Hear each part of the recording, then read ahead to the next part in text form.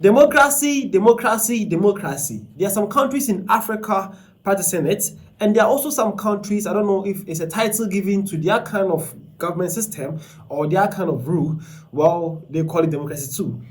And also, there's a kind of term in democracy called freedom of speech. But in some part of democratic countries, you cannot actually be guaranteed the freedom after speech. Well, BBC News Africa just shared a post about Uganda. See this. Okay, so BBC News Africa recently shared a post that says a Ugandan court has sentenced a 24-year-old man to 6 years in prison for insulting the president and the first family in TikTok video. Okay, so Edward Awobwa, hope I had the name right though, was accused of posting a vulgar video about the president and his family. Alright, so there you have it, okay? This is a news that was shared by BBC News Africa about the Pearl of Africa, Uganda, okay? So if you're asking yourself what the bill actually said, this is the video.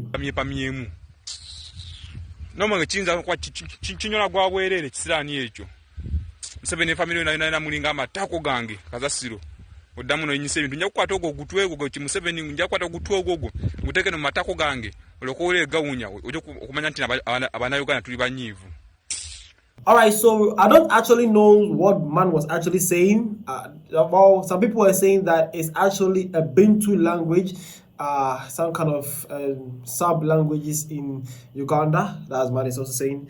Also, like a few people actually speak it in Uganda. So if you understand that language, kindly explain it to us under the comment section, okay? But since we also don't know much about the language, let's see how BBC News Africa reported this. So I dive into the BBC News Africa article to know what exactly is going on. So it reads and says, Ugandan TikToker jailed for insulting president by Bisola, the name though.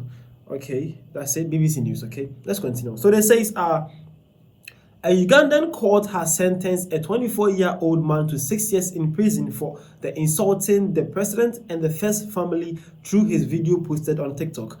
Edward Ayubawa was charged with hate speech and spreading misleading and malicious information against President Yoweri Museveni, First Lady Janet Museveni, and son Muhoozi, the names though, well, who is the head of the military.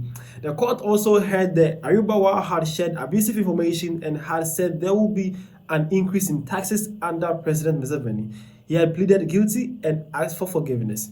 Okay, so that is what BBC News Africa are saying though. They are saying that man actually insulted the president of Uganda, His Excellency Museveni, Mrs. Museveni, and also the first son, and who is now the military commander or commander-in-chief in the military force of Uganda. He insulted or the whole family, okay? And man used a whole lot of misleading things also, and also vulgar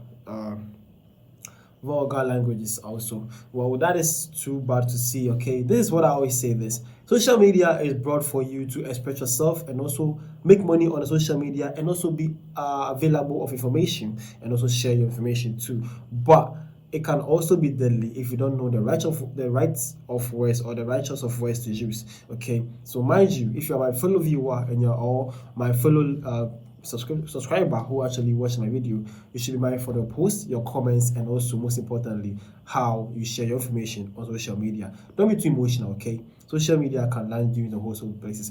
But what man actually did, or to you personally, what do you think about this whole issue? I know most of us don't actually understand what man actually said or how vulgar he actually went or how far he went with the speeches. But to you personally, what do you think about the judgment of the judicial system or the magistrate court of Uganda, how they judge this issue? Okay, so the BBC News Africa also continued and said the presiding magistrate said that while he pleaded for mercy, he did not look remorseful for his action, and the words used in the video was really vulgar.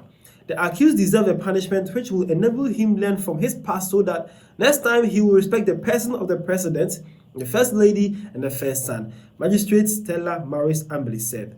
He was sentenced to 6 years for each of the 4 charges against him, which are to run concurrently.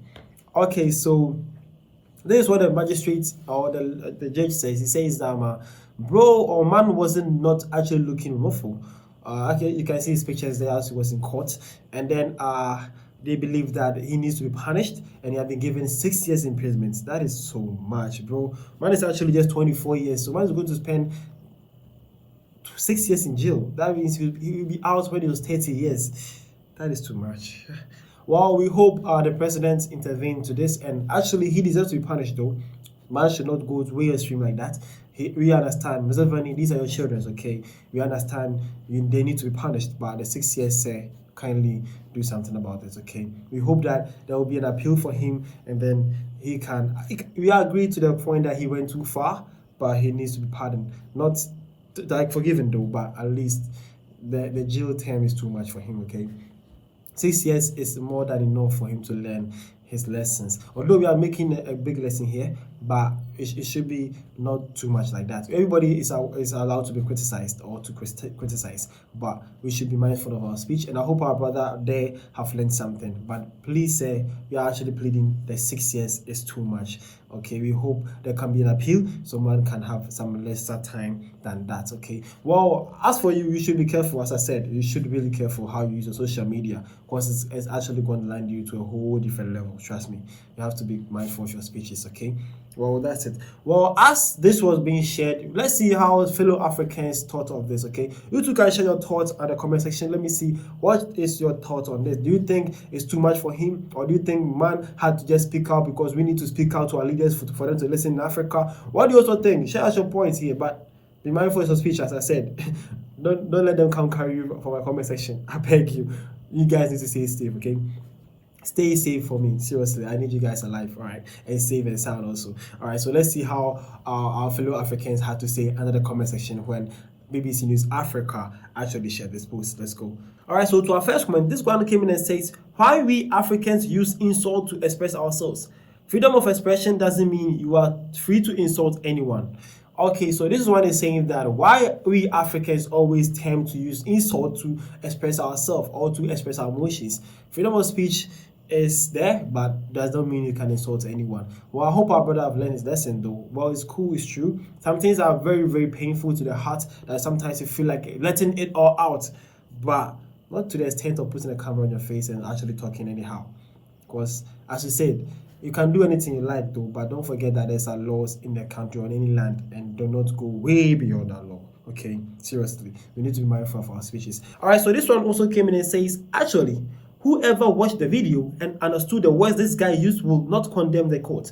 Sometimes we speak of freedom of speech, but this one was extreme. You can't insult someone to the point of his privacy. Okay, so it seems like bro really went way overboard. Man was so much into emotions here, and he says a whole lot of things that he need not to say. But as I said, he deserves to be punished, but the 6 years jail term is too much. We agree to that one, right? Yeah, we all should agree to this point. Okay, so this one also came in and says, Uganda is still stuck in vintage. World has moved miles ahead. Free speech and constructive criticism is not a crime. Well, as man says, he says Uganda is still far behind. I wouldn't say Uganda is truly far behind though. As I said, criticisms is there. You need to do, as he says, constructive criticisms. But to the extent of insulting and actually not have enough information, and you're just misleading and telling lies, is too much, bro. Some things can actually lead to more than we can actually imagine. In Africa here, there's a lot of things that divide us than combine us or bring us together, like languages, custom, ethnicity, religion, whole lot of things. So if you try to spread misinformation, you are going to cause a whole lot of things that you think you can actually imagine, okay? So seriously, we need to be mindful of our speeches, seriously. Well, and lastly, this one also came in and says, I'm a typical Ugandan and I understand the language Edward used. His utterances wasn't criticism, neither positive nor negative. But despite the 6 years weren't called for. Recently, one killed the iron but was convicted for only 5 years, out of which he served only 3 years. Well, man is also doing and also making a lot of charges here. But as somebody says, he said that his utterances was not that bad or good for him. But the 6 years is too much. And man is also making a reference to another thing that actually happened in the same Uganda though. So hopefully that the Uganda system must also understand that they are actually serving the citizens, okay? No, laws are there to guide or govern people, but they should not forget that it's actually the people that are the law, okay? The people are the ones you are governing. Don't forget that point also.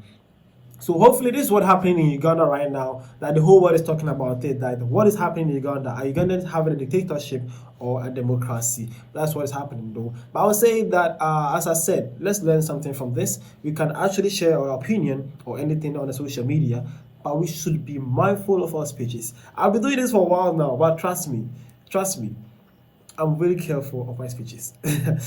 I don't want to be in jail for 6 years though. I don't want that one. But be mindful of your speeches, bro.